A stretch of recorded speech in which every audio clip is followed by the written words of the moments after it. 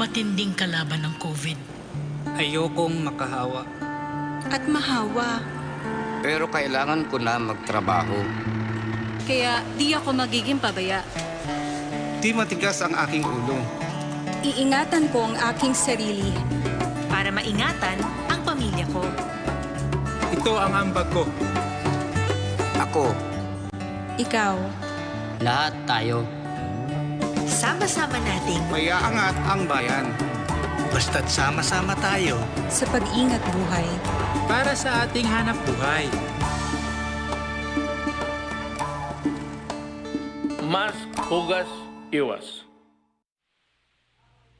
Magandang tanghali Pilipinas. At maraming salamat po dun sa mga bumati sa atin nung kaarawan natin kahapon. Talaga naman pong nakaka-touch yung mga dami ng bumate, and I hope to spend many more years in service of the nation. Thank you very much po for your greetings. Unang balita po natin, na-extend po ng Land Transportation Office ang student permit, driver's license, conductor's license ng mga authorized persons outside of residence or APORs.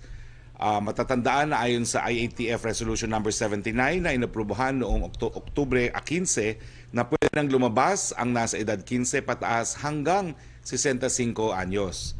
Kaugnay nito, nag-issue ng LTO ng mga rules sa application ng student driver permit or driver's license, conductor's license na nag-expire noong mga panahon na hindi sila pinapayagang lumabas. Una, walang penalty sa pag-a-apply ng renewal ng driver's license at conductor's license na na-expire nung panahong mayroong restriction. Pangalawa, dahil sa inaasahang pagdagsa ng mga aplikante, ang validity ng student permit, driver's license at conductor's license na nag-expire nung panahon na mayroong restriction ay na-extend po hanggang December 31, 2020. Pangatlo, ang registration ng mga sasakyan na may plate number na nagtatapos sa 6, 7 at 8 ay extended hanggang 31 October 2020. Samantala, ang mga plate number na nagtatapos ng 9 at 0 ay extended hanggang ika-31 ng Disyembre 2020. Pang-apat, ang mga rules na ito ay para lamang sa mga edad 17 hanggang 21 at mga 60 hanggang 65 anyos kung saan nag-expire ang kanilang mga lisensya nung panahon sila ay dapat na nasa bahay lamang. Bilang pag-alala sa mga mahal na yumao sa nalalapit na undas ay inuulit namin na lahat ng mga sementeryo, memorial parks, columbarium sa buong bansa ay isasara sa mga bisita mula October 29 hanggang November 4, 2020. Kaya kung may pagkakataon kayo ngayon bago mag-29 ay dumalaw na po kayo. Pero papaalalahanan po natin na pagdalaw nyo sa mga semeteryo at mga crematoriums at mga columbariums, kinakailangan magsuot ng face mask at face shield at merong social distancing. Pinapayagan din po ang 30% ng venue capacity. Magandang balita naman po sa mga miyembro ng Pag-ibig, mayroong inalok na Social Housing Loan Restructuring Program ang Pag-ibig sa kanilang mga miyembro. May 6 na buwan na payment relief na ibinigay kung saan ang pagbabayad ng restructured loans ay magre-resume sa March 2020. 1. March 2021. Isang paglilinaw mula sa DPWH tungkol sa mga manggagawang Sino sa Binondo Intramuros Bridge at Estrella Pantaleon Bridge na pinondohan ng bansang China. Bagamat tama po yung sinabi natin na dapat bigyan sila ng flexibility dahil ito po ay donasyon, ang sabi po ng DPWH, unang-una, karamihan daw po ng manggagawa sa mga tulay nito ay Pilipino pa rin at ang mga Chinong mga manggagawa ay dahil meron pong mga specialized technology ito. Punta naman po tayo sa COVID updates. Ito po ang global updates ayon sa Johns Hopkins. Mayroon na po tayong 41 milyon or 41,109,752 na tinamaan ng COVID sa buong mundo. Meron na rin po tayong 1,129,185 na mga namatay dahil po sa COVID sa buong mundo. Nangunguna pa rin po ang Estados Unidos. Ito po ay 8 million cases, 221,000 deaths. Pumapangalawa ang India, 7.6 million cases, 115,000 deaths. Ang Brazil ay pumapangatlo, 5.2 million, 154,000 deaths. Ang Russia po ay pang-apat, 1.4 million, 24,000 deaths. At Argentina, 1 million at 27,500 deaths. Dito naman po sa ating bayan, humigit 4 na milyon po ang natest na natin sa pamamagitan ng PCR. Meron na po tayong mga tested na mga kababayan natin na 4,187,385. Ito po'y ginawa sa 114 licensed RT-PCR laboratories at 35 licensed gene expert laboratories. Meron po tayo ngayong 43,919 na aktibong cases. Sa numerong ito ay 11.6 po ang asymptomatic, ang mild po ay 83%, ang severe ay 2% at ang critical ay 3.4%.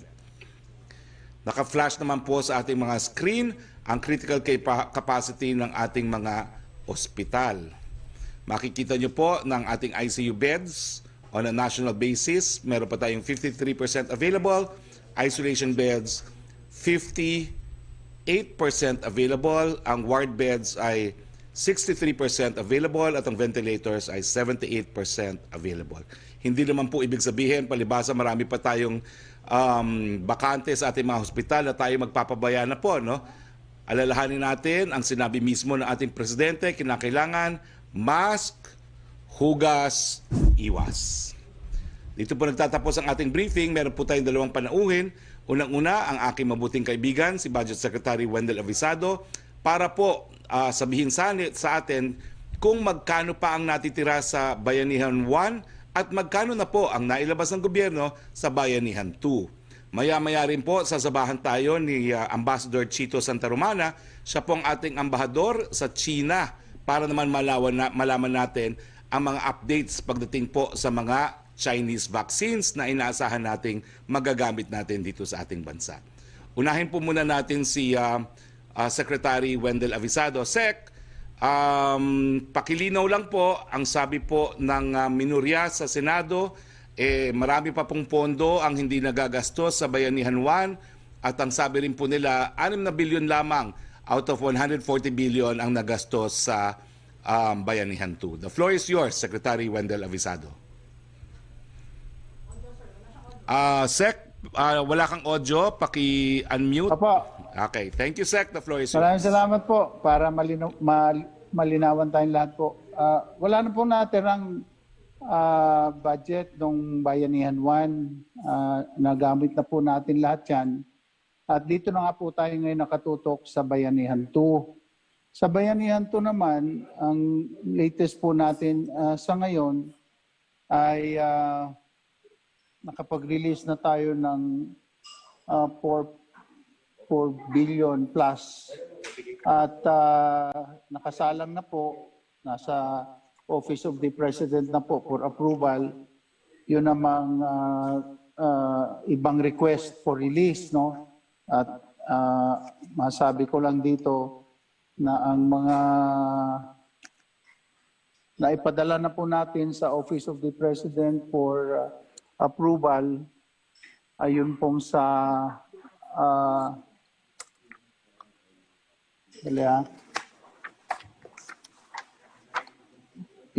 yung naipadala na natin sa on process po ngayon. Nahanap lang yung sa memorandum for the President. On process po ngayon yung DOTR na 9.5 billion assistance for PUB drivers. Tapos Small Business Corporation 10 billion. Ito po yung sa tourism. Wala po kasing direktang budget ang tourism, kundi yan nakapaloob sa Small Business Corporation para capital infusion for COVID-19 assistance to restart enterprises and other lending programs, internet subsidy extended to MSME, cooperatives, hospital, tourism industry, and OFWs. Sa DOLE naman, mayroon tayong AKAP na 2 billion para sa OFWs. DOLE pa rin, 3.1 billion cash for work for unemployed and involuntary separated displaced workers or employees in the tourism industry. So, nandun po sa Office of the President ngayon ang request ng DSWD na 6 billion at sa Department of Labor and Employment naman na Rather, ang sa Department of Labor is 8 billion, Department of Social Welfare and Development 6 billion, Department of Agriculture 11.6 out of 24 billion, yung pa lang po ang pinapadala nila sa atin. At sa Department of Health naman ay 20.5 billion para sa health-related responses.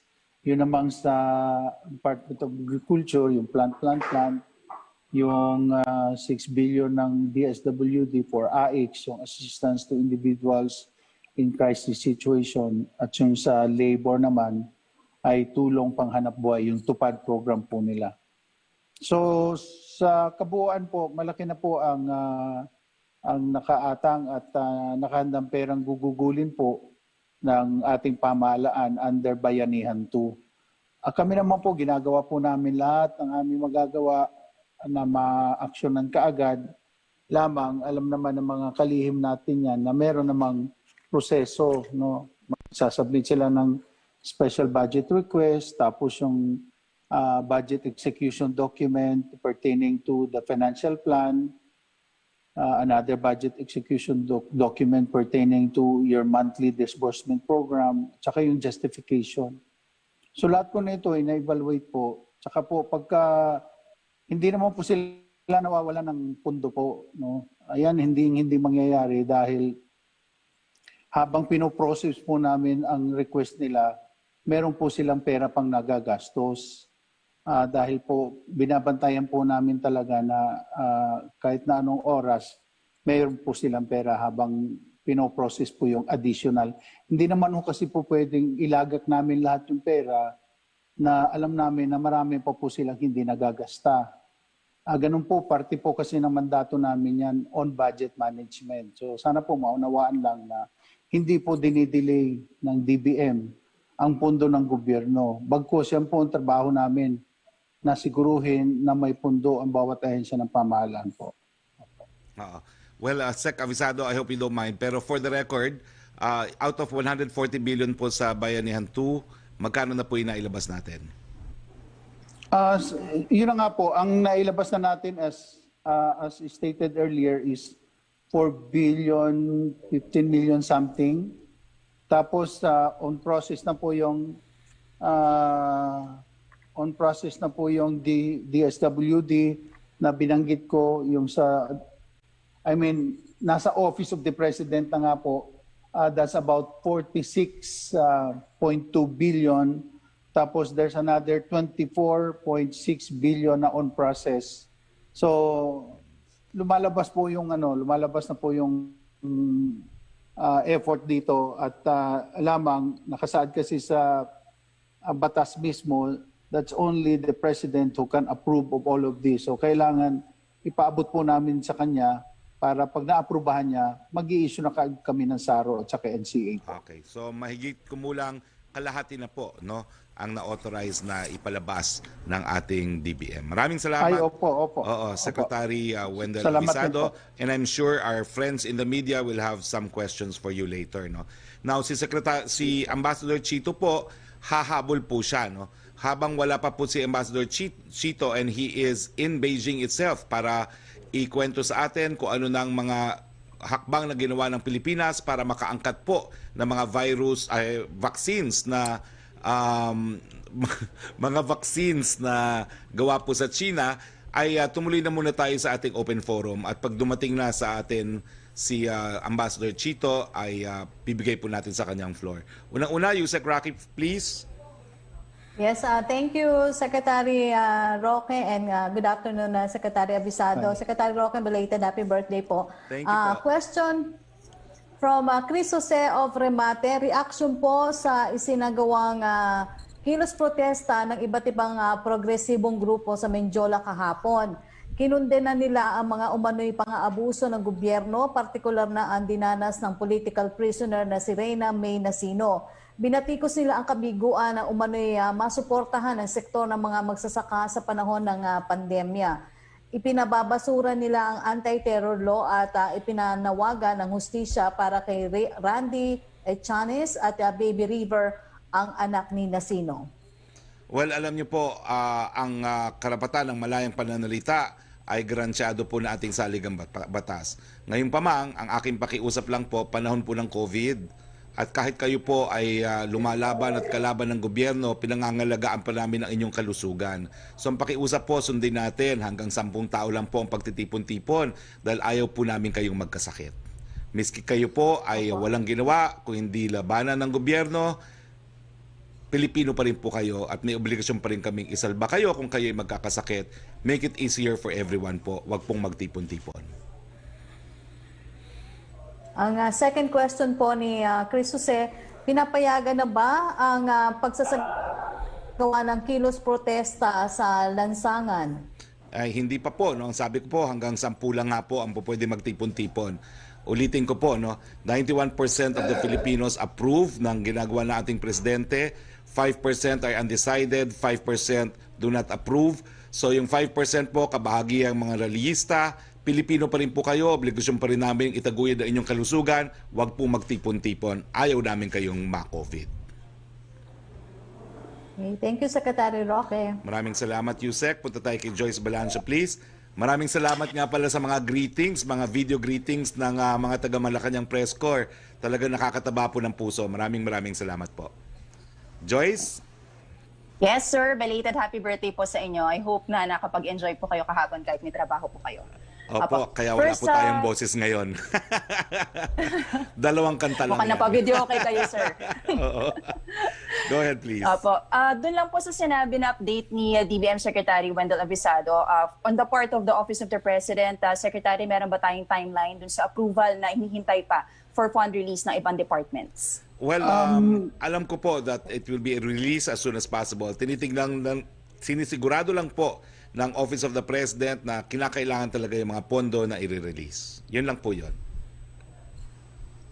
Opo. And then, nabanggit nyo rin po sa last interview sa inyo, Secretary Roque, pag-uusapan ng IATF yung proposal ng Metro Mayors na iangat yung venue capacity ng mga simbahan to 30%. Ito po ba yung napag-usapan na kahapon and may decision na po ba? Mamayang hapon po ang meeting ng IATF. Kaya po naantala ang meetings ng IATF dahil sa mga budget hearings po, no, kung saan ang DOH mismo ay humarap po sa Kamara at sa Senado. So mamayang hapon po i-discuss yan. Alright.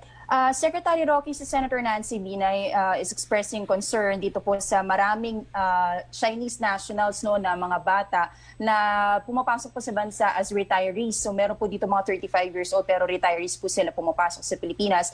And data from Philippine Retirement Authority show that more than 27,000 Chinese nationals have retired in the Philippines. At ang sabi po ng Senadora, possibly they are using yung multiple entry visa nila to illegally work in the Philippines. Now, is the Palace aware of this? It is a cause of concern po ba para sa atin? And what are we planning to do about it?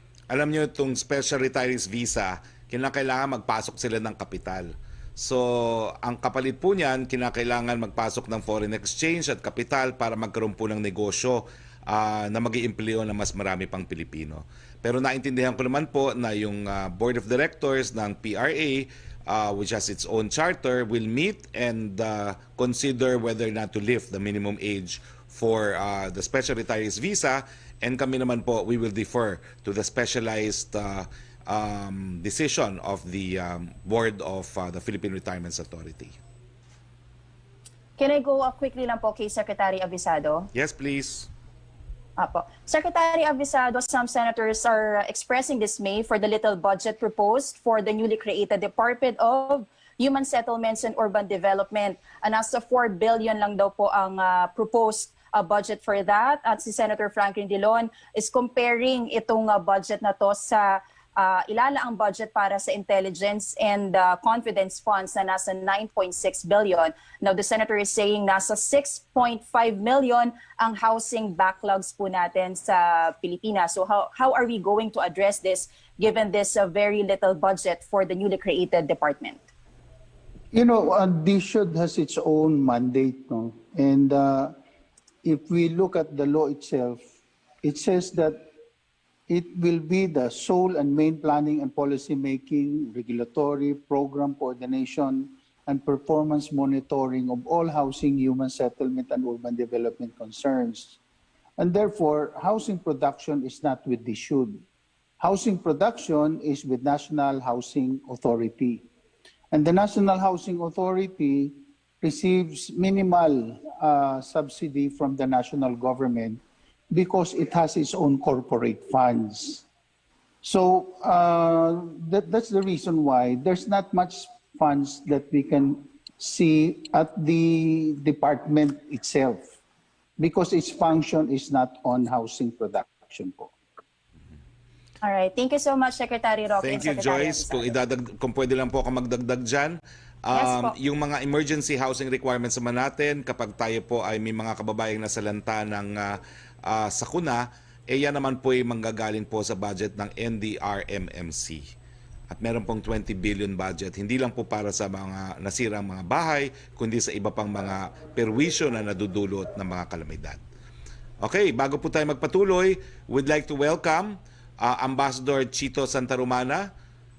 Ambassador, thank you for joining us today in our press briefing. Sir, ano na pong balita?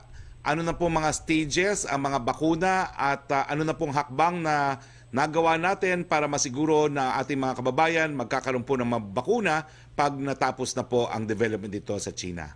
The floor is yours, Ambassador. Thank you very much for having me, Secretary Harry. It's a pleasure to be here.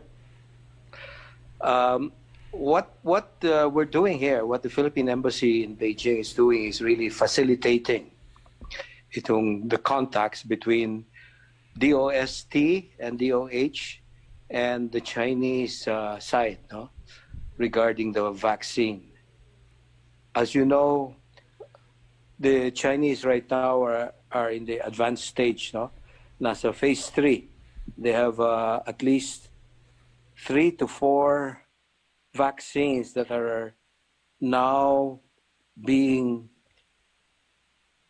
tried in China. They reported yesterday that, or the other day, that one vaccine is about to complete the phase 3 trial, and so far the results have been fairly good. There's been no report of an adverse reaction. There is another vaccine that is under phase 3 trial and is also undergoing international experiment in Brazil and the UAE. And in the UAE, or in the Middle East, as far as I know, there are some Filipinos, over 1,000 Filipinos that have been involved in the phase 3 trial. This is important because the vaccines being developed in China have been tried among Chinese patients or among Chinese citizens.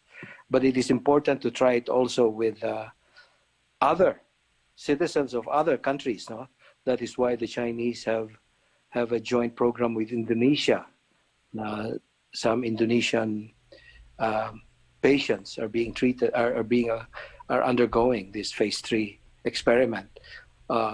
In Brazil, there's quite a number of Brazilians undergoing it. So they're trying it with different nationalities. In China, they're already using the vaccine on an emergency basis for their frontliners. So lahat ng frontliners, particularly in the hospitals dealing with COVID, are already undergoing or have already been given the vaccine. The same with airport personnel, those dealing with customs and those dealing with coastal ports, because in China, basically under control na yung local community transmission. Their problem really is how to deal with what they call imported cases, those coming in from abroad, Chinese or foreigners bringing in the virus, and that's why very strict yung testing and quarantine for international arrivals. But back to the vaccine, so they hope to go into mass production soon. And so the question is yung distribution. As you know, the Philippines is one of the priority countries. Now, this was an agreement during the phone conversation between President Duterte and President Xi, and this was reiterated when Secretary Locsin was here and had an exchange or a conversation with State Councilor and Foreign Minister Wang Yi. However, distribution will be a challenge, even if we're in the priority list.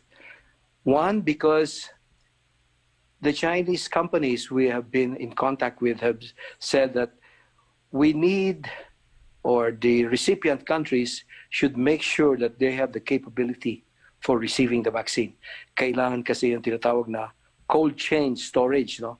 These vaccines have to be stored in the conditions, na freezing conditions. Otherwise, if exposed to a tropical weather or to normal weather conditions, the vaccine could lose its effectiveness. No? So, of course, these are matters for the experts to deal with. But basically, to point out that from our discussions with the Chinese pharmaceutical companies, they pointed out that the next challenge really is the distribution and the deployment of the vaccine. Hopefully, mass production and distribution will happen in the near future, no? As early as November or December in terms of production, and it will depend on our capability to receive the vaccines in terms of our facilities, no? In terms of distribution. So the prospects are bright in terms of a breakthrough in vaccine, at least as far as I know in China. There's a possibility for 1 or 2 vaccines that will be approved here soon.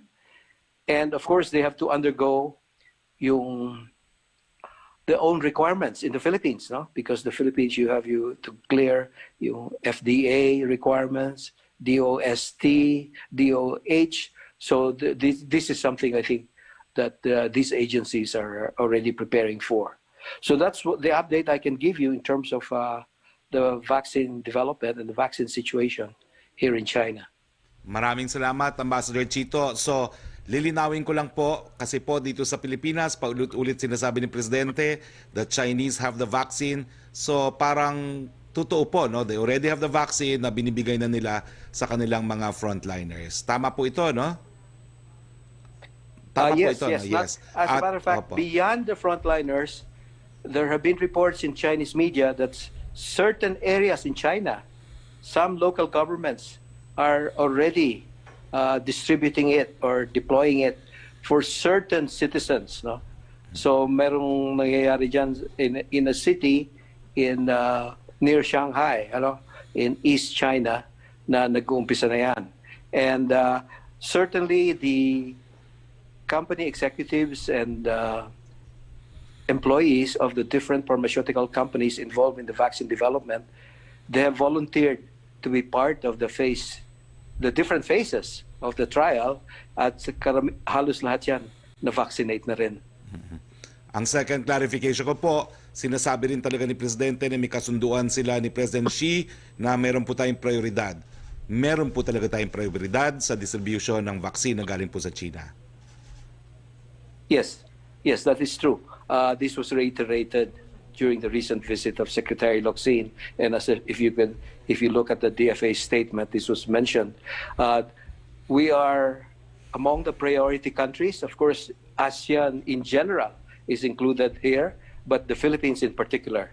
Of course, this means that we have to get ready for the distribution and deployment of the vaccine, and that is why these Chinese pharmaceutical companies that are going to manufacture these vaccines are already have been telling us that what is required really is the cold chain storage facilities around the country, or certain strategic areas around the country, kasi when the vaccine had to be handled very well, otherwise before they can be deployed. No? Okay. Naku, napakabuting balita po yan. Maraming salamat, Ambassador Chito, and please join us because I'm sure your colleagues in the Malacanang Press Corps will have some questions for you. Tuloy na natin ang ating open forum. Yusek Roque. Yes, Secretary Roque from Ronald Reyes of Manila Standard.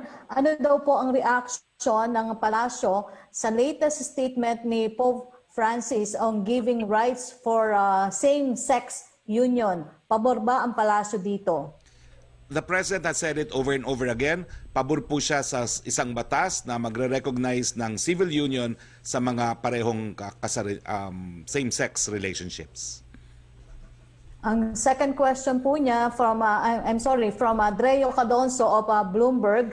Ang question niya, according to the DBM, around the 46.2 billion pesos are waiting for approval from the office of the President. What's causing the delay, and when can we expect the funds to be released? Well, as I said earlier, sinisiguro lang po ng Office of the Executive Secretary na talagang kinakailangan pong i-release mga pondo na yan. But the assurance is the money is there, and DBM is able and ready to issue what is known as the SARO.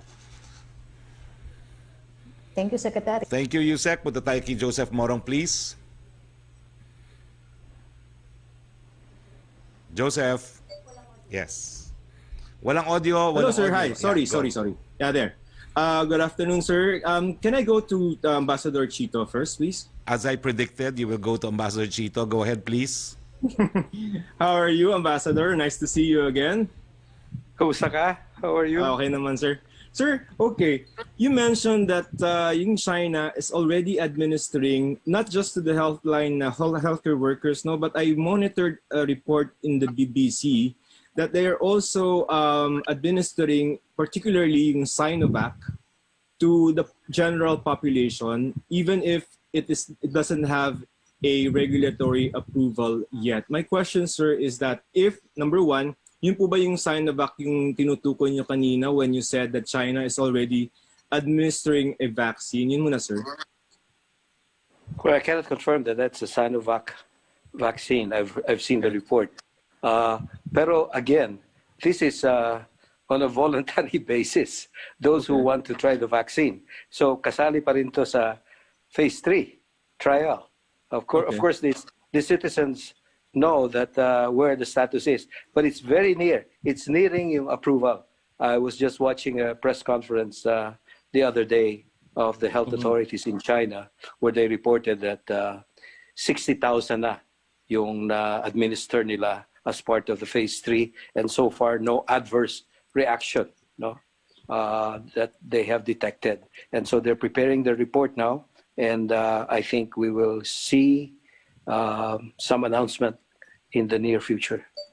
Sir, yung 60,000 po, yan po yung, ano pong vaccine yan, sir? Kasi dalawa yata yan, isang Sinopharm, isang Sinovac. Yes, meron yung dalawa, Sinopharm and Sinovac. I am not competent in terms of I just know what I understand from the press conference. And so those are the two leading candidates, by the way. Okay. Sir, kung halimbawa, or is there any offer from China to use their vaccine on an emergency basis sa atin? Wala naman. Well, wala pa dyan yung vaccine eh. So, I think when you have kasi meron tayong our own domestic requirements eh. So the question now is you have to go through that.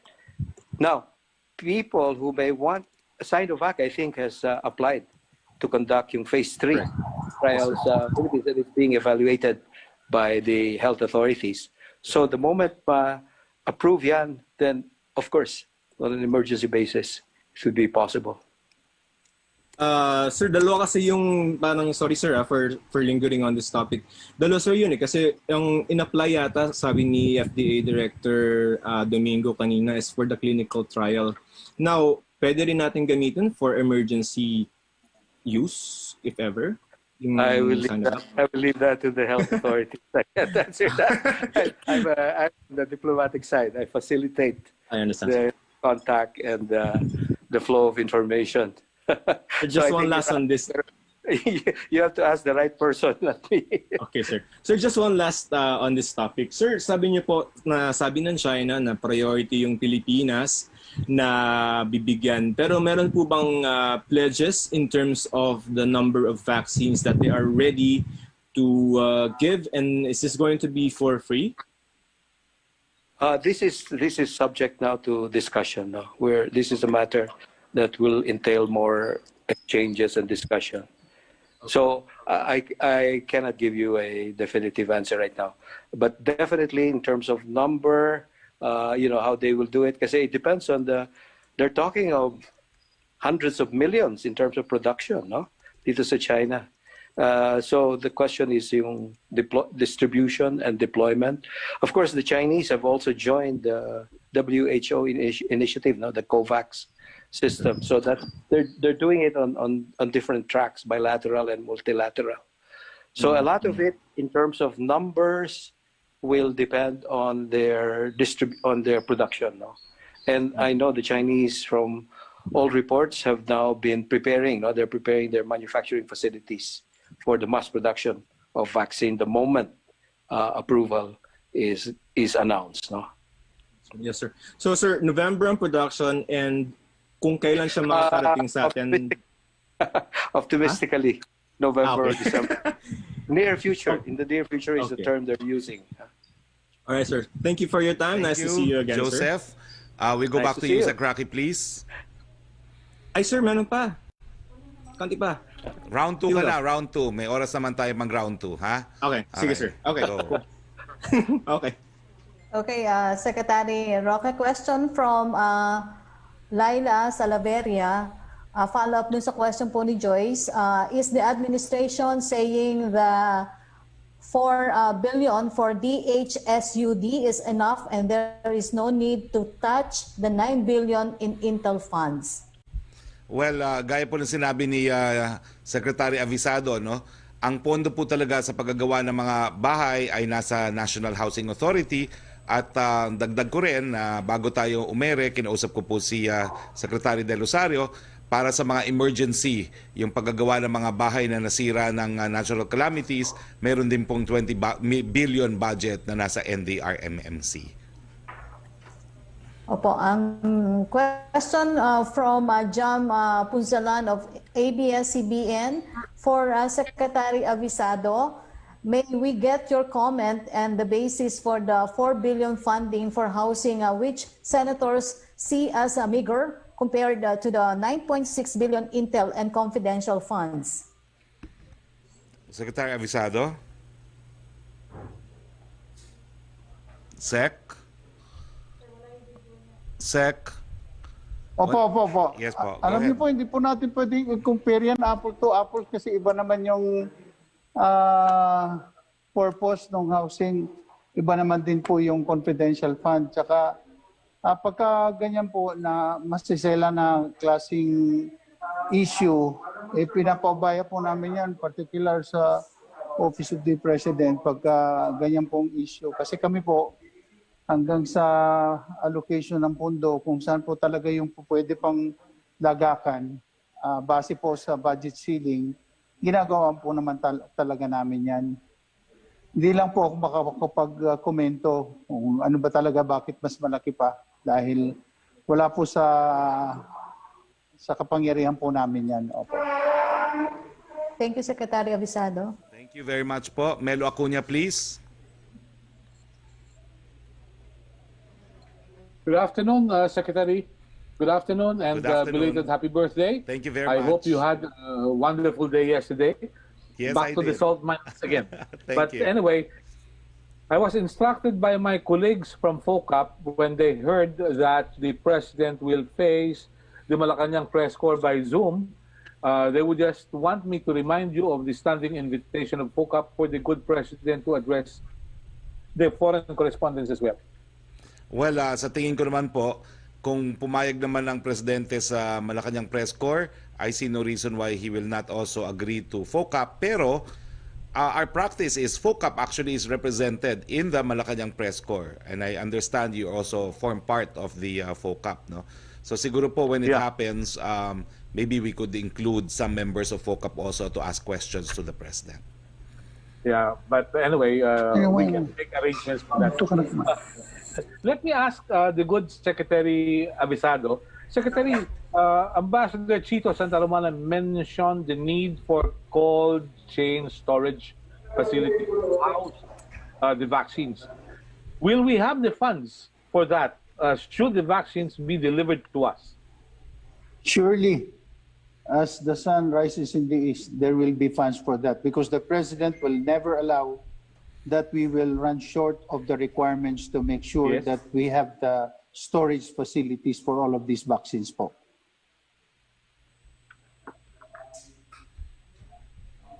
Mhm. Okay, thank you for this. Now, I'd like to go to Ambassador Chico Santa Romana. Mr. Ambassador, Your Excellency, good afternoon. Good afternoon from Manila. Nice to see you. The spokesman of the Ministry of Foreign Affairs was quoted last week that there are mechanisms, agreements on the joint exploration. There will be consultations as well. Would you know if there are scheduled consultations to push through with the joint exploration of resources within the South China Sea or West Philippine Sea? What have you heard?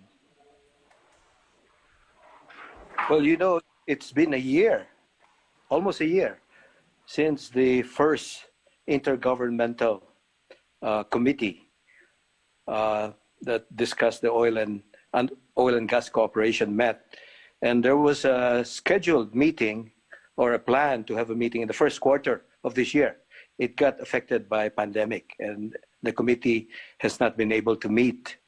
So there are discussions, diplomatic discussions going on when it can resume safely. You see, the problem is still how to, where to meet and who will go and how to, the travel plan. So unless it's done virtually, there are limitations to virtual meeting, particularly on sensitive issues. So those are the issues being discussed right now. So I think, you know, it's two levels, the intergovernmental meetings, and there's also the inter-entrepreneurial meeting. So the the companies involved, they can meet if they have the capability to do so. And from what I understand, offhand, it's just that meetings have been going on despite the pandemic. Exactly when and where and how, I have no specific information. So the only obstacle, I think, right now is really time and place and pandemic. when the conditions can move forward. We hope that the necessary meetings can happen soon, but there is no specific time period, and there are diplomatic consultations going on. Yes. Mr. Ambassador, was there any adverse reaction from the Chinese government when Secretary Al-Kusi mentioned that the President agreed to lift the moratorium for the exploration of our resources in the West Philippine Sea? Well, the Foreign Ministry spokesman of China gave a fairly positive reaction. They said that they look forward to cooperation between the two sides in line with the MOU of 2018. So I think there will be more discussions on this, but that's what I know. Okay. Thank you very much, Melo. We go back to you, Roque, now.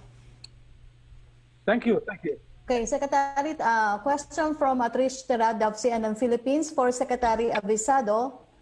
Sir, may we know your thoughts about the leaked draft report of the House Committee investigating PhilHealth? Nakasama raw po kayo pinakakasuhan for alleged corruption in the agency. I'm sorry po, I cannot comment on something that I have no knowledge of. Sorry po. We will wait for that report to come out po.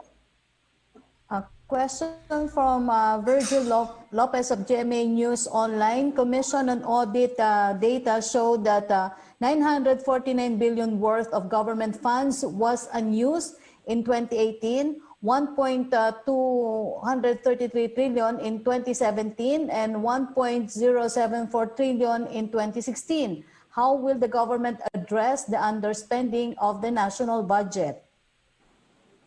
Probably the ones who can be more competent to answer that are the departments concerned. Kasi po, once we have released the funds to the respective departments, it is their duty and responsibility to manage and spend it in accordance with the purpose intended. So I will defer to the Secretary is concerned of these departments po. Opo. Question for Secretary Roque. Several lawmakers lamented the 2.5 billion allocation for COVID-19 vaccines under the 2021 budget, saying it will not be enough to cover the population. Will the PALA support initiatives in Congress to increase the funds for vaccine purchase? Well, the power of the purse is vested in Congress. We will bow to the wisdom of Congress should they deem it fit to increase the budget for the vaccine. No? And of course, may pagkukuhanan po yan. No? So we hope that Congress will at least confer with the executive kung saan nila kukunin yung pondo para itaas ang budget for the vaccine. But we join Congress in our desire that we should have sufficient funds to pay for the vaccine, which according po to Ambassador Chito is really forthcoming in the near future. Thank you, Secretary. Thank you. Punta tayo kay Pia Renada, please. Hi, sirs. Good afternoon. Sir, just a quick clarification po sana with Ambassador Chito, if it's okay. Yes, please. Ambassador, can I just clarify what you said earlier when you said China would give us priority access to the vaccine, but we need to have cold storage facilities ready and distribution facilities ready. Can I just clarify, is this a condition of China on the Philippines that if you don't ensure these things, we won't get the access? No, I don't think so. It's not a condition. It's just a reminder that if you get the vaccine and you don't have cold chain storage, then it's useless. So you have to prepare. It's basically, it calls our attention on the need for the preparatory work to receiving the vaccine on a priority basis and the requirement for it to be effective. And that's really the storage is a major issue. Because I don't know the situation in the Philippines, but that's why we, in our reports also to our headquarters, we have conveyed this and to relay it to the health authorities. And I think the health experts are very much aware of this. I just don't know the condition of cold storage in the Philippines. That's why I want to reiterate this necessary condition for effective deployment and effective distribution of the vaccine. All right. So, sir, for the record, there has been no condition imposed by China on the Philippines for the vaccine? No, not at all. Actually, we're the ones.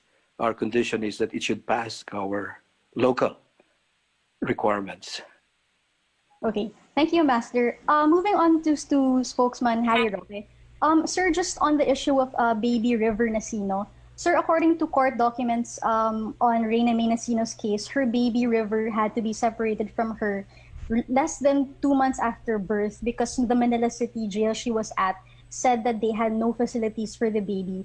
And activists do say, as well as most of scientific journals say that babies thrive best when they're with their mothers right after birth. So, sir, is this lack of facilities that affected Baby River's well-being acceptable to Malacanang? We don't know the circumstance po. No? Again, it's very difficult to comment on something that we have no information on. No? But we will look into the matter. And of course, we realize that unless convicted, you are presumed innocent, and that we will see what reforms can come about because of this experience with this particular incident. Mm-hmm. Sir, will Malacanang do something like maybe give instructions or find a way to ensure that babies born in jail get to stay with their mothers and have access to the facilities they need? I will personally take steps to inquire into this, no? Knowing that there's some treaty obligations that will probably have to be complied with. No? But as it stands, I do not know if Manila City Jail has that facility in fact, and we will inquire from the DILG, because it is the DILG that manages the jail for detainees, those who have not been convicted by the courts.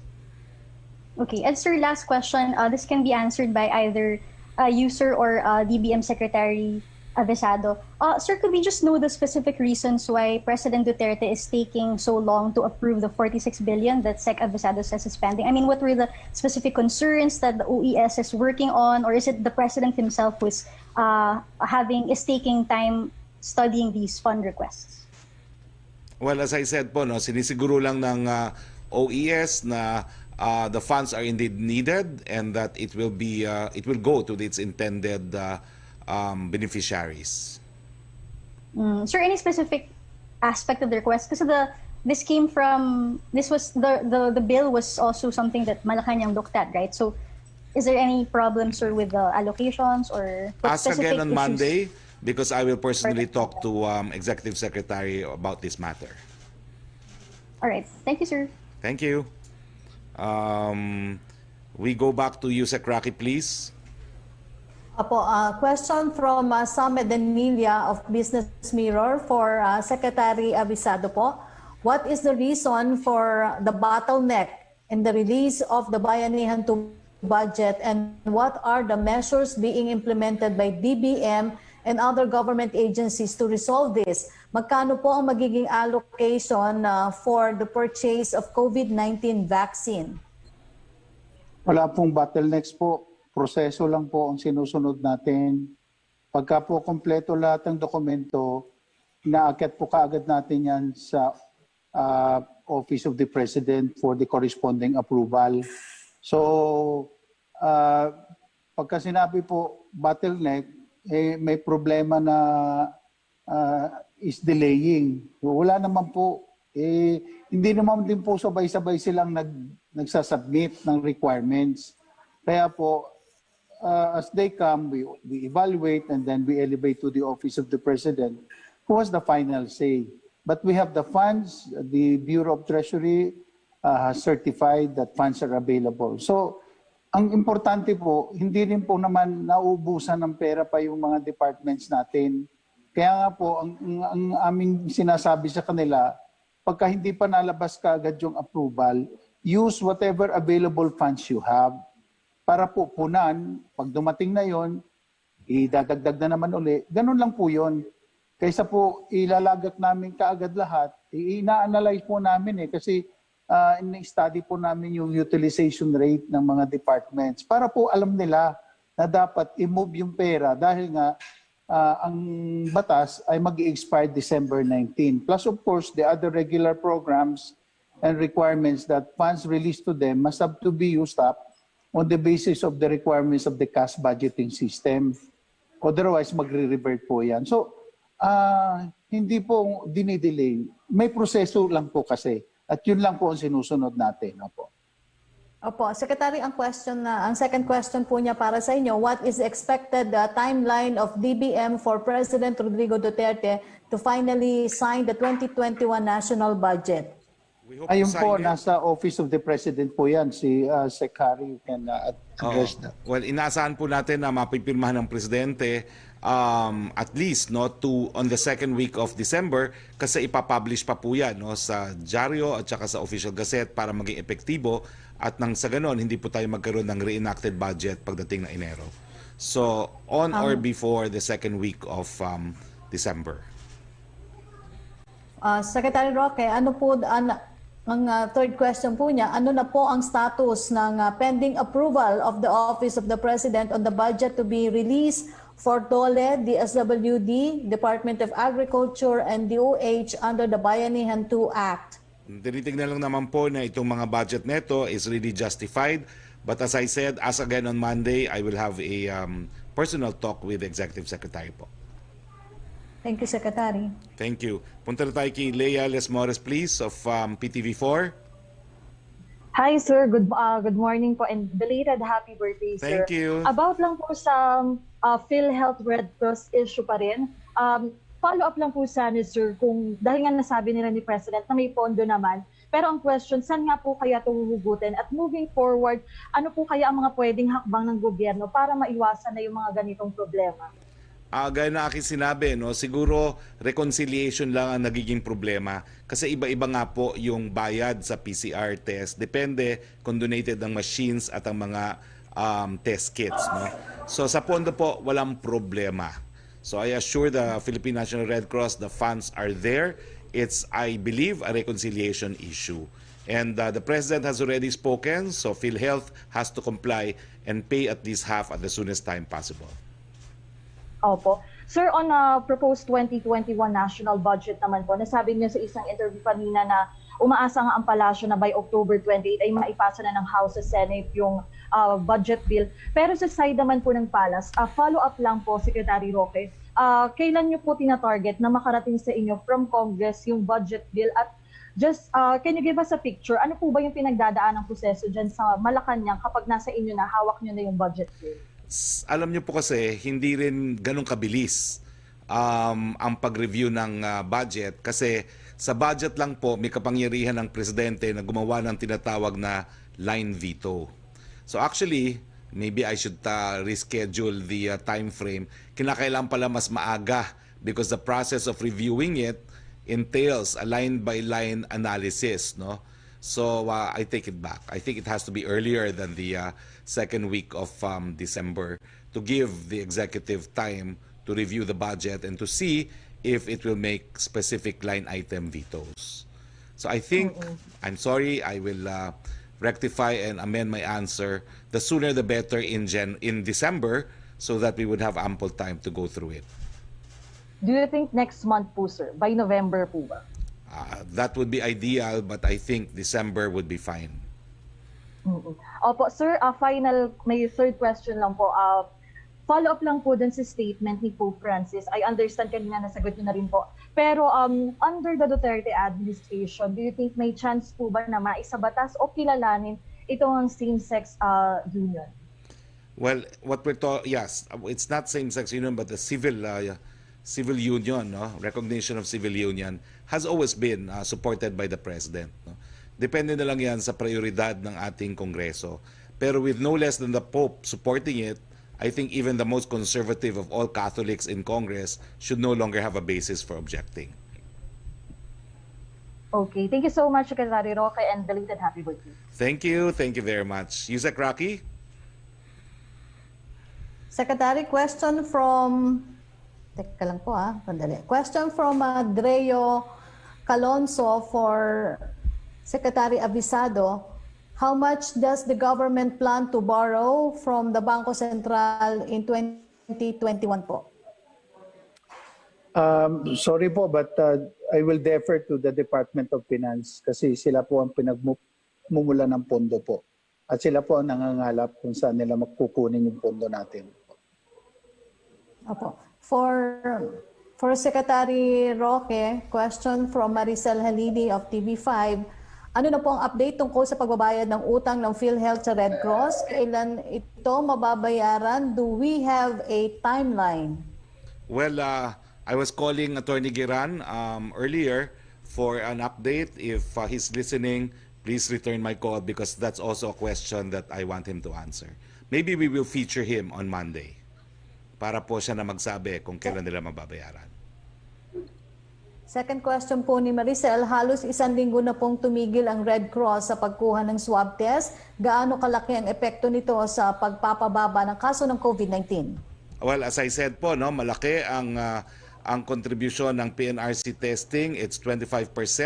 But we have 114 RT-PCR laboratories and 35 licensed gene expert laboratories. Gone are the days po na we are only dependent on one testing facility. No? So we are still able, we have already done 4,187,385 at hindi naman po bumababa yung average testing natin. It's still stable at 30,000 plus daily. Question from Aileen Taliping of Abante Tonight. Wala po bang regulasyon ang IATF sa pricing ng PCR testing kasi iba-iba po ang presyo sa swab testing. Ang Philippine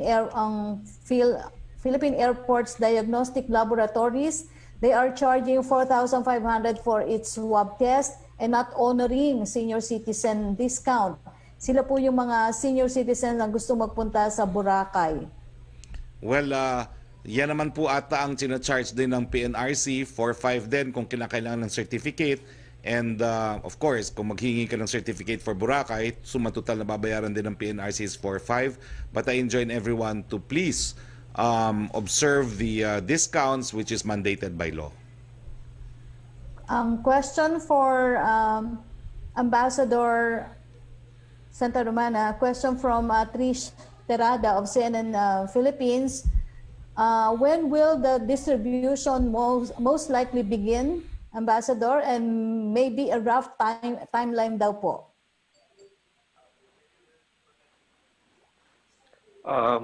Can you hear me? Yes, Ambassador. Okay, just a while.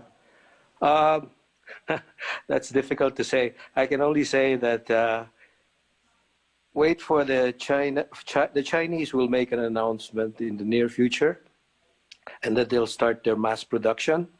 And once there is the mass production, then I think there will be distribution, hopefully before the end of the year, but surely by the first quarter of next year. Ambassador, question from Celerina Monte of Manila Shimbun.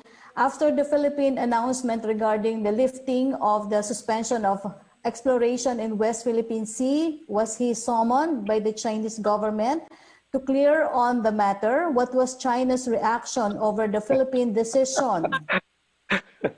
No, I wasn't summoned. The spokesman, the Chinese Foreign Ministry spokesman, gave his reaction in a regular briefing last Friday.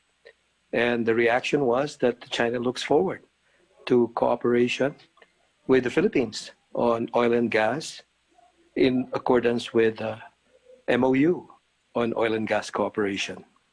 I think we have to let the process proceed and see what will happen. But so far, the prospects are quite good. Ambassador, question from Alvin Baltasar o PBS Radio Pilipinas. Ano po yung timeline kung kailan magiging available sa market ng China ang date kung kailan po makakapag-distribute sa Pilipinas? I think that's already answered, no? Already I answered. answered that Yes. already. Pero ulitin natin, sa China, nag-uumpisa na.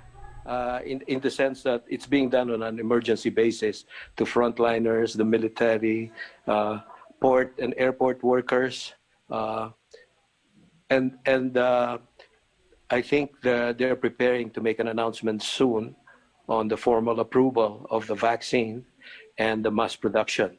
So the moment there is mass production, then it's a question of how much will be ready for distribution and deployment. So as I said earlier, hopefully before the end of the year, and certainly in the new year, or the first quarter of the new year. Thank you, Ambassador. Secretary Roque, question from Belia Carriazo of Daily Tribune. Yun daw pong statement ng AFP kina Liza Soberano and Catriona Gray, warning ba ito sa kanila for being left supporters? Well, tingin ko naman sa statement mismo ng AFP, sinabi naman niya, walang ganon. Pinag-iingatan lang nila sila na baka mamaya magamit sila ng left. Pero naintindihan naman po ng hukbong sandatahan na sila po ay nag-advocate lang ng karapatan ng kababaihan. Pero syempre, ingat din po kasi ang talagang, at alam to ni Ambassador Chito Santa Romana, yung mga mawis po sa Pilipinas, talagang kung merong pwedeng pagsamantalahan, pagsasamantalahan nila. Opo. Secretary, mukhang last question na po ito mula kay Jenaline Cabiling na Manila Bulletin. Please elaborate daw po on the President's comments about the logistics preparation for vaccine importation and storage. How many and how soon cold storage facilities will the government build for the potential COVID vaccine? And which government agency will supervise this matter? Huwag po kayo mag-alala, no? Nung inibitahan po namin si Ambassador Chito, meron na pa kuming programa talaga, no? Scheduled programa kung kailan namin isa sa publiko itong mga hakbang na ginagawa ng gobyerno na masiguro na lahat po ng Pilipino ay magkaroon ng bakuna laban sa COVID-19. Sa susunod na linggo po, meron na po tayong initial na mga impormasyon na i-release, pero antayin muna po natin antayin po natin muna yung mga ahensya ng gobyerno na isapinal yung kanilang mga plano. Okay, yung second question niya, Secretary, basahin ko na lang po. Doon nasagot yun na, does the palace support a military officials alleged red tagging and mansplaining of actress Liza Soberano and beauty queen Catriona Gray? Ang issue po, yung posibleng pagsasamantala ng mga komunista sa mga advokasya ng mga personalidad gaya ni Liza at ni Catriona. Pero wala po kaming problema doon sa mga sinasabi ni Liza at ni Catriona dahil ang ating presidente sinusulong din po ang karapatan ng kababaihan at malinaw po ang track record niya, lalong-lalo na nung siya po ay mayor ng Davao City. Okay, last question na yun. So mga kababayan, unang-una maraming salamat po doon sa ating mga naging panauhin, si Secretary Wendell Avisado and Ambassador Chito Santa Romana. Napakagandang balita po ang binigay ninyo, Ambassador Santa Romana. Unfortunately, we don't have a second round because it's 1:15 already. Maraming salamat din sa ating mga kasama sa Malacanang Press Corps. Maraming salamat sa iyo, Yusek Roque. At maraming salamat muli po sa mga bumati sa aking kaarawan kahapon. Ang aking birthday wish, sana nga po magkaroon na ng bakuna sa COVID. At ngayon po, kinumpirma ng ating ambahador sa China na malapit na po yan. Huwag nyo naman pong isipin na palibasa malapit na ang COVID, magpapabaya na kayo, no? Ang nais po ng presidente, lahat ng Pilipino abutan ang bakuna. At importante po, habang tayo nag-aantay ng bakuna at ilang tulog na lang po yan, sundin natin ang sinabi ng ating presidente, mask, hugas at iwas, ingat buhay para sa hanap buhay. Magandang hapon, Pilipinas. Matinding kalaban ng COVID. Ayokong makahawa. At mahawa. Pero kailangan ko na magtrabaho. Kaya di ako magiging pabaya. Di matigas ang aking ulo. Iingatan ko ang aking sarili. Para maingatan ang pamilya ko. Ito ang ambag ko. Ako, Ikaw. lahat tayo. Sama-sama nating Maiaangat ang bayan. Basta't sama-sama tayo. Sa pag-ingat buhay. Para sa ating hanap buhay. Mask, hugas, iwas.